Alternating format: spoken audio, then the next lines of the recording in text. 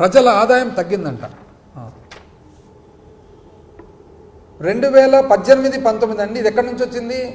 Ministry of statistics and programme implementation, government of India, MoSPI ప్రకారము 2018-19లో ఆంధ్రప్రదేశ్ రాష్ట్రంలో per capital income ఒక్కొక్క వ్యక్తికి సంబంధించిన ఆదాయం ఏదైతే ఉందో 1,54,031 రూపాయలు. ఆంధ్ర రాష్ట్రానికి 18వ స్థానంలో ఉన్నామండి. 18వ స్థానంలో. 2022-23కి వచ్చేటప్పటికి 1,54,031 రూపాయలు కాస్త మాకు పరిపాలన రాదు కదండి, మీకే కదా పరిపాలన వచ్చేది. 2,19,881 రూపాయలకు పెరిగి మనం 15వ స్థానానికి పెరిగినాం. 18వ స్థానం నుంచి 15వ స్థానానికి ఎందుకు? మీ టైంలో 1,54,031 రూపాయలు ఉండగా మా టైంలో 2023కే 2,19,800, అంటే 2,20,000 రూపాయల నుంచి కానీ రాలే. ఎంత అన్యాయం అండి! ఏం చెప్పాలనో ఏమో దేవుడా. నేను చెప్తే కదా, పడుకున్న తోళ్ళనైతే మనం లేపొచ్చు కానీ నటించే తోళ్ళు ఇది కాక ఇంకా నెక్స్ట్ మళ్ళా ఉండండి సమయం. ఎందుకంటే పెద్ద ఆయన యనమల రామకృష్ణ గారు మాట్లాడినారు. ఆయన ఏమంటారంటే, యనమల రామకృష్ణ గారు ఏందేందో కౌన్సిల్లో ఎట్లా చెప్తాడు.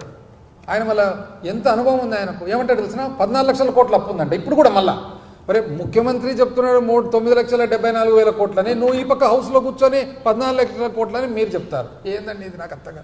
ఏదో ఒక్కటి కూర్చొని ఒక మీటింగ్ పెట్టుకొని డిసైడ్ చేసుకోండి ఏదో ఒకటి. ఎందుకు ఇక్కడ ప్రజలంతా సతాయిస్తారు ఊరికే? ఎందుకు తెలిసిన? రామకృష్ణ గారు లెక్క ఈయనది ఇంకా విచిత్రమైన లెక్క. ఏమంటాడు తెలిసిన? ఈయన వాల్యూమ్ 5లో మీరు చూడండి. వాల్యూమ్ 5 ఇప్పుడే చూపిస్తే కదా ఎంత వస్తుంది వాల్యూమ్ 5లో. ఆయన చెప్పే ప్రకారం వాల్యూమ్ 5 చూడండి. వాల్యూమ్ 5లో 14 లక్షల కోట్లు ఎక్కడ లేదండి. వాల్యూమ్ 5లో ఉండేది 1,54,000 కోట్లే ఉండేది. ఇది కాక ఏమంటాడు తెలిసిన?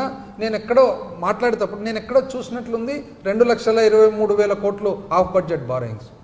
ఎక్కడ చూడలేదండి, ఎక్కడ మీరు చూసినదంటే ఇదే సేమ్ కాగ్ రిపోర్ట్లో ఏమనుందండి? పరిమితి ప్రకారం గ్యారంటీలు, పేజ్ నెంబర్ 20.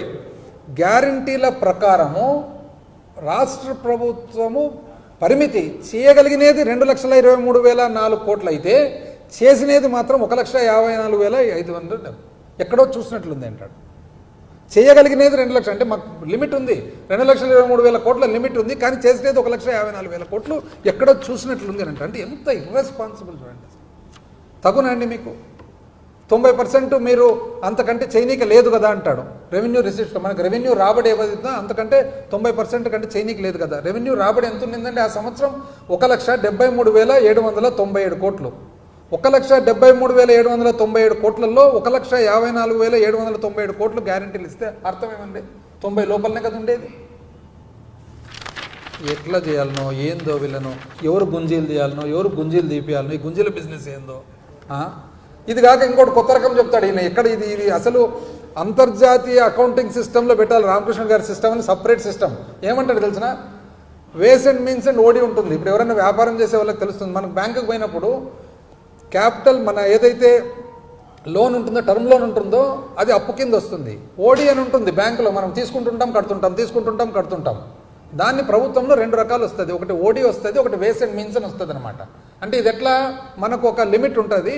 మనం తీసుకుంటాం, ఈ రోజు తీసుకుంటాం రేపు కడతాం, అదంతా లెక్కేసి 2 లక్షల కోట్లు అది కూడా కలుపుతాడంట.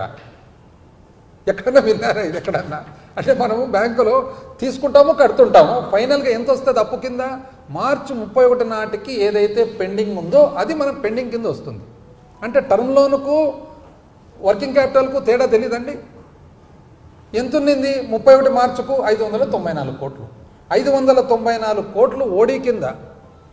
ప్రతిరోజు ప్రభుత్వం అన్న తర్వాత, కేంద్రం అన్న తర్వాత ప్రతిరోజు తీసుకుంటుంది, ప్రతిరోజు కడుతుంటుంది.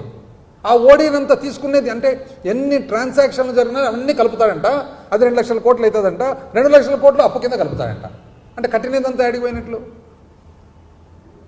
ఏంది అసలు? ఇది కొత్త రకమైన అకౌంటింగ్ సిస్టమ్. ఇది ఎవరన్నా మన పెద్దోళ్ళు అమర్త్యసేను, దాని తర్వాత యాడమ్ స్మిత్ ఇట్లాంటి వాళ్ళు చూస్తే కానీ పడిపోతారు. ఇంకా నెక్స్ట్ ఇది ఎక్కడ లేదండి ఈ టైప్ సిస్టమ్ అని చెప్పేసి. ఇంకోటి క్యాపిటల్ అవుట్లే లేనే లేదు అంటాడు, సింగిల్ డిజిట్ అంటాడు. ఆయన ముఖ్యమంత్రి గారు చూస్తేనేమో 0 ఈయన చూస్తే సింగిల్ డిజిట్ అనే. మళ్ళీ ఇప్పుడే చూపిస్తుంది కదండి 23,330 కోట్లు మూలధన వ్యయం ఉంది. మళ్ళీ సింగిల్ డిజిట్ ఎట్లయిందండి? 5 అంకెలు ఉన్నాయి దాంట్లో. సింగిలా? 23,330 కోట్లని సింగిల్ డిజిట్ అంటే ఎంత? 9 రూపాయలు లాస్ట్ 10 రూపాయలు పోతానే అయిపోయాయి కదా.